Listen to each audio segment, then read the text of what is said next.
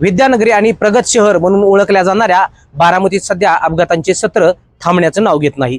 मात्र या भीषण अपघाताच्या मागे केवळ नशीब नसून आरटीओ विभागाचा अर्थपूर्ण डोळेझाकपणा कारणीभूत असल्याचं धक्कादायक वास्तव समोर आलं आहे। बारामती, इंदापूर आणि दौंड या तालुक्यातून क्षमतेपेक्षा जास्त म्हणजे ओव्हरलोड वाहतूक करणाऱ्या शेकडो वाहनांना मोकळं रान मिळाले असून त्या बदल्यात आरटीओ कार्यालयात कोट्यावधीची कार्ड पद्धती राबवली असल्याची चर्चा आता बारामती शहरात रंगू लागली आहे। गेल्या 2-3 महिन्यामध्ये बारामती परिसरात अपघातांचे प्रमाण प्रचंड वाढले आहे। ओव्हरलोड वाळू, माती, मुरुम आणि सँडची वाहतूक करणारी वाहनं यमदूत बनून रस्त्यावरती धावत आहेत। या अपघातात अनेकांनी जीव गमावला तर कित्येक तरुणांना कायमचं अपंगत्व आलं आहे। रस्ते रक्ताने माखलेले असतानाही उपप्रादेशिक परिवहन विभाग नेमकं कोणाच्या दबावाखाली गप्प आहे असा संतप्त सवाल बारामतीकर उपप्रादेशिक परिवहन विभागाला विचारू लागले आहेत। उपप्रादेशिक परिवहन विभागामध्ये जी कार्ड पद्धती चालती, ज्या कार्ड पद्धतीची विश्वसनीय सूत्रांनी आपल्याला माहिती दिलेली आहे, तर आरटीओच्या भाषेमध्ये कार्ड म्हणजे लग्नाचे निमंत्रण नसून तो दरमहा पोचवला जाणारा हप्ता आहे अशी चर्चा बारामतीमध्ये आहे। आणि याची माहिती खरं तर विश्वसनीय सूत्रांनी आपल्याला दिली आहे। या हप्त्याचं गणित नेमकं कसं असतं ते जाणून घेऊ। दर महिन्याला 5 ते 10 तारखेदरम्यान साधारणतः 5000 वाहनांकडून प्रति वाहन 3000 रुपयाप्रमाणे वसुली केली जाते।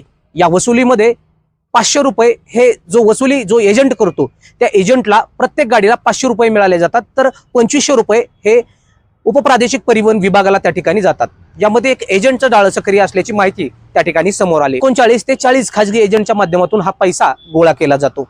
खरं तर या पैशाचं वसुलीचं केंद्र नेमकं कुठलं आहे ही देखील आपल्यापर्यंत माहिती मिळाली आहे। कटपळ पारवडी रोडवरील एका डेअरीच्या जवळ या पैशाचं संकलन आणि वाटप होत असल्याची माहिती खात्री सूत्रांनी आपल्याला दिली आहे। खरं तर ज्या दूध डेअरीमध्ये दुधाचं संकलन व्हायला पाहिजे त्याऐवजी या डेअरीमध्ये खरं तर आरटीओच्या हप्त्याचं अथवा कार्डचं संकलन केलं जात असल्याची माहिती त्या ठिकाणी समोर आली आहे। आणि हे खरं तर अत्यंत दुर्दैवी मानलं जात आहे। सर्वात धक्कादायक बाब म्हणजे या संपूर्ण रॅकेटचा सूत्रधार एक लाचखोर अधिकारी असल्याचं समोर आलं आहे, जो आधीच लाचलुचपत प्रतिबंधक विभागाच्या जाळ्यात अडकला होता।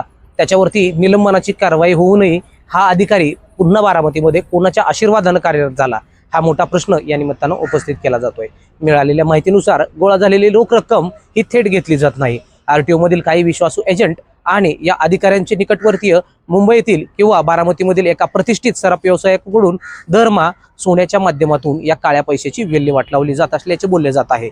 या वसुली मोहिमेत बारामतीमधील जवळपास 39 ते 40 एजंट असल्याची चर्चा बारामती शहरात रंगली आहे। एकीकडे सर्वसामान्य वाहनधारकाला कागदपत्रांसाठी आरटीओ मध्ये अनेक चक्रा माराव्या लागतात, तर दुसरीकडे ओव्हरलोड वाहने कार्ड दाखवून बिनधिकपणे नियम पायदळी तुडवत आहेत। या लाचखोर अधिकाऱ्याची आणि त्याच्या खासगी एजंटच्या टोळीची सखोल चौकशी होणार का? ही केवळ सोन्याची बिस्किटे आणि हप्त्यांच्या जोरावर हे मृत्यूचे तांडव असे सुरू राहणार? या प्रकरणाने आता आरटीओ प्रशासनाची जी काही प्रतिमा आहे या प्रतिमेवर गंभीर प्रश्नचिन्ह निर्माण केलं जाऊ लागलं आहे। यामुळे या सगळ्या प्रकरणामध्ये वरिष्ठ प्रशासन नेमकं काय कारवाई करत आहे हे पाहणं महत्त्वाचं ठरणार आहे। तुर्तास पुढील भागामध्ये आरटीओ मध्ये कशा पद्धतीनं कार्ड स्वरूपात पैसे गोळा केले जातात हे दुसऱ्या व्हिडिओच्या माध्यमातून आपण दाखवू। तुर्तास इथेच थांबू। धन्यवाद।